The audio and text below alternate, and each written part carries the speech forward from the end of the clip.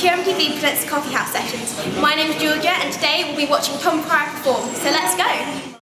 Hi Tom, welcome to QMTV presents Coffee House Sessions. Thank you so much for joining us, we know you're really busy. So you're one of the bigger named artists we've had on the tour so far, so can you tell us a bit about what it's like to be with the label? Yeah, it's interesting. You know, my situation with Ireland is unique. I came out, I signed a really bad production deal early on, and luckily I've met Darkus, who's the head of the label. Oh, okay. And he picked me up and signed me and tried to get me out of my bad situation. But you know, it's good. I wouldn't say a great amount changes. It's just that, fortunately for me, my A&R Darkus is one of the better ones. So like, it's just good to have like a sounding board and advice and someone that I can trust, because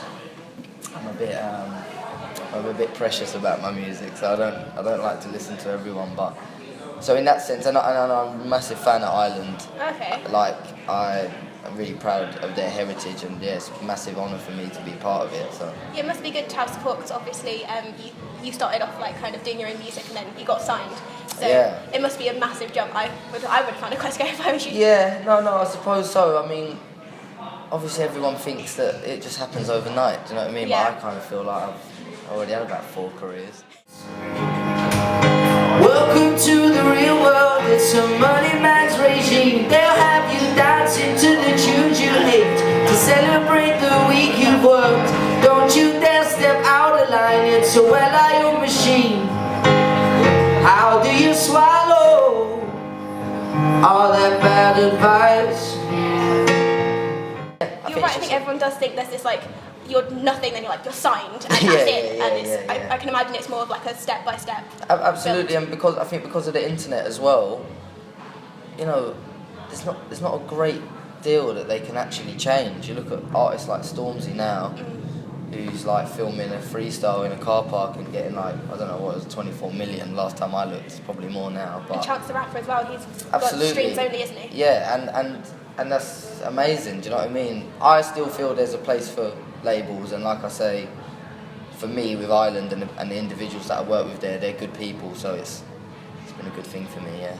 So we've heard that you've got like quite a lot of influences, so they range from like the Kinks up into Kanye West. Are they still quite big influences on your music, or Sounds a bit has mad, that changed? doesn't it? Yeah, my influences change all the time, to be honest. It's usually a lot of British music, but I used to actually only make like hip hop and grime like about 10 years ago now. So that's kind of where like Kanye and all that sort of stuff comes from, but that's more production. The Kinks I think are great, but I also, you know, the Arctic Monkeys and Tame Impala, I've been listening to their record all year, and the Verve I love. You know, I just love good music, but I know it's a bit of a boring thing to say. No, it's not. Like, obviously, you have like your music just doesn't always come from nowhere. There's got to be people who like you listen to things like, oh yeah, no, that connects with me. Yeah, I think lyrics have always been really important to me.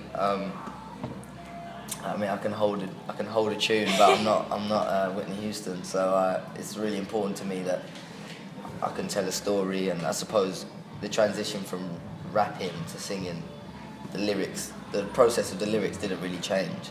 Okay. So I'm always really focused on the song and the story and the narrative. Just the presentation changes. Yeah. Okay. Yeah.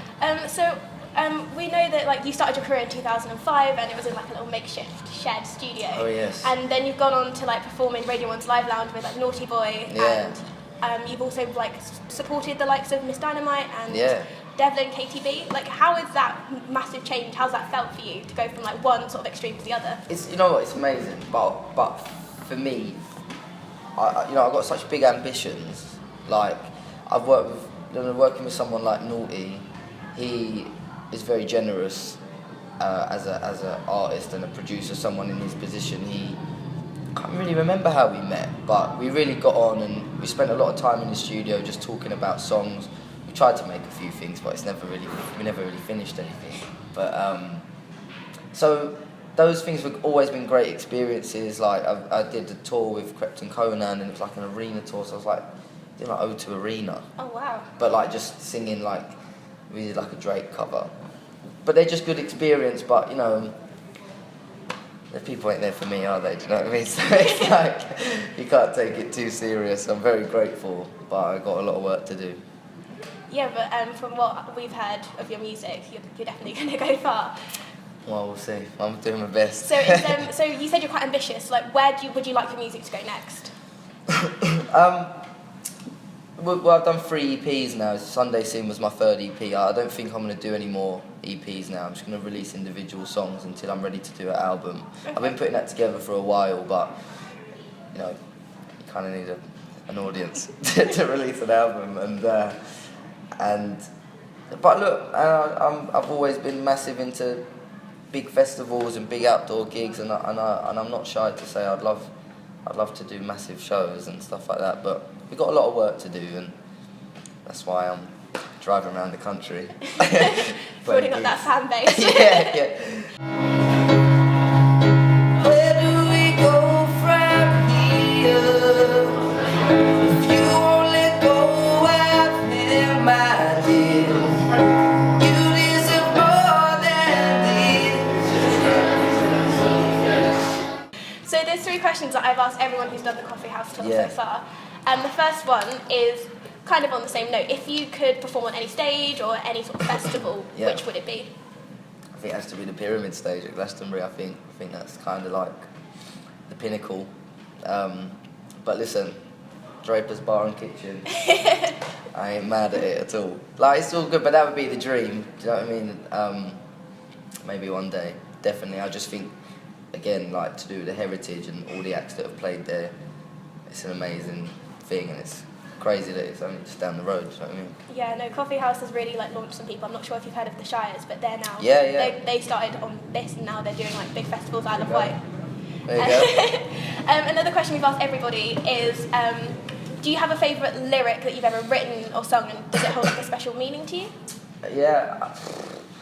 I mean, I feel a bit funny about choosing one of my own lyrics. It was a bit weird, but Most people do. yeah, I don't know. I mean, it's probably one of the first songs I ever wrote was called Bad Advice, and or first song I ever released, and that was about sort of this bad contract stuff I got involved. My first taste of the industry. So I don't really know which one of those lyrics it would be, but there's any lyric from that song probably would be one of my favourites. But I don't know if I'm my biggest fan like that. And finally, if you could collaborate with anyone in the industry, like past, present, who would it be? Probably, probably John Lennon, but I'd be happy just to make his tea, to be honest. But I mean, I'm a big fan of his. I liked what he stood for. The Beatles weren't too bad, were they? They were alright, weren't they? And his solo album's like one of my favourite albums of all time. So probably Mr. Lennon, but I don't think that'd be possible. Fighting back the future, swear I spent my youth thinking I could have it all.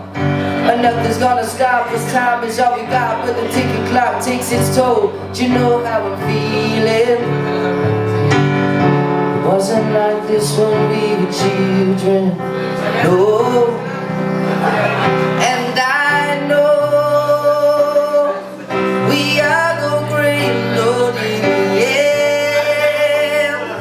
But I know that we can feel it again. Life gives itself a new meaning. Oh, don't you know you're the reason I won't forget when we were children.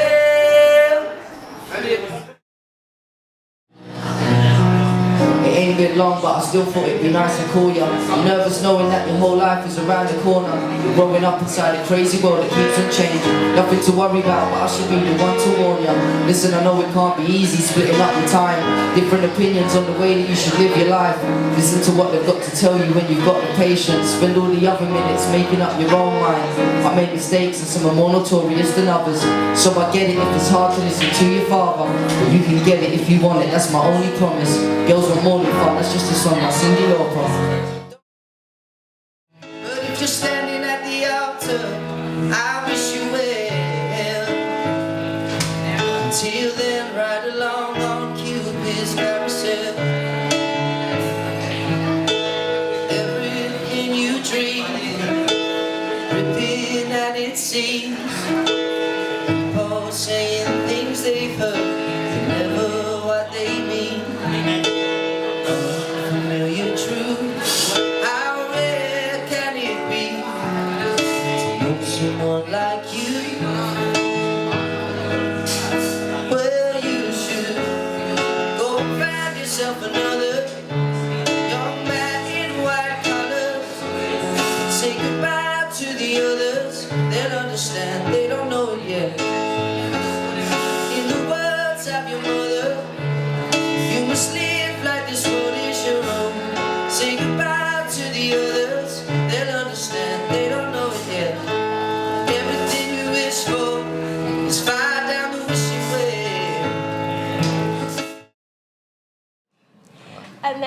we know more about, we can find out more about you and like your gigs, where can we find that information?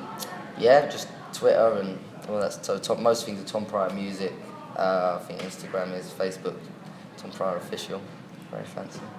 And I think there's a web, I don't know, I can't remember what the website is, I have to find it. But yeah, Twitter, all the social media, and I try and keep it up to date and see what I'm doing. But yeah, we're working hard and there's loads of new music, so it'd be good to get more people on board. Brilliant. Well, thank you so much for joining us again. We know you've got a very busy schedule with this tour. It's good fun. So yeah, we can't wait to see where your career takes you, and we can't wait to follow you. Thank you very much. Thank you. I won't forget when we were children. Cheers.